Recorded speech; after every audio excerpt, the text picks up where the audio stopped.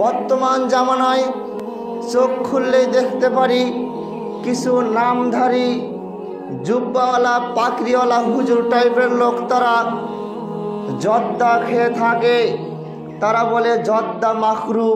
এই মাকরু জর্দা এই কথাটি তারা যে চয়ন করেছে, তারা বানিয়েছে, এই কথা কোরআন হাদিসের কোথাও নেই। সম্মানিত উপস্থিতি, যে জর্দা আপনার তৈরি হয় তামাক থেকে, এই তামাক আপনার কুকুরে খায় না, এই তামাক শ্রীগালে খায় না, এই তামাক গরুতে খায় না, এই তামাক ছাগলে খায় না, এই তামাক আশরাফুল মাখলুকাত আল্লাহর সৃষ্টি শ্রেষ্ঠ মানুষ হয়ে এই তামাক আমরা খেয়ে থাকি, যে তামাক হচ্ছে নিষেধার দ্রব্য। সম্মানিত উপস্থিতি, এই তামাক আমি যদি খাই, আপনি যদি খান, এই তামাক থেকে যতগুলো উপকরণ বের হবে সব কিছুই খাওয়া হারাম।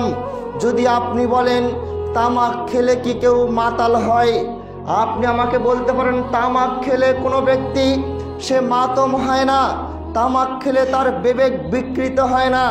যে ব্যক্তি কিঞ্চিত পরিমাণ তামাক খায় পানের মধ্যে, ওই ব্যক্তিটিকে আপনি বলুন তো 250 গ্রাম তামাক একসাথে খায়, তাহলে সে বুঝতে পারবে তার বিবেক ঠিক থাকবে না, বিকৃত হবে।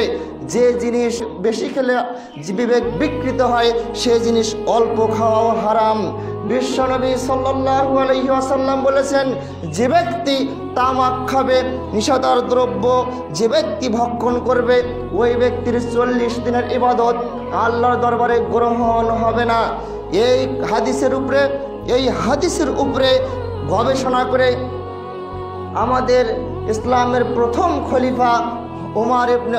খলিফা সিদ্দিক আকবর আবু বকর সিদ্দিক রাদিয়াল্লাহু আনহু তিনি বলেছেন, যে ব্যক্তি নিষেধার দ্রব্য পান করবে তাকে 40টা বেত্রাঘাত মারতে হবে।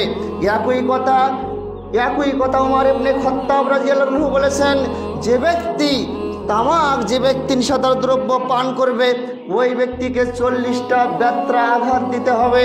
সম্মানিত উপস্থিতি, যখন সরাসরি নিষেধার দ্রব্যর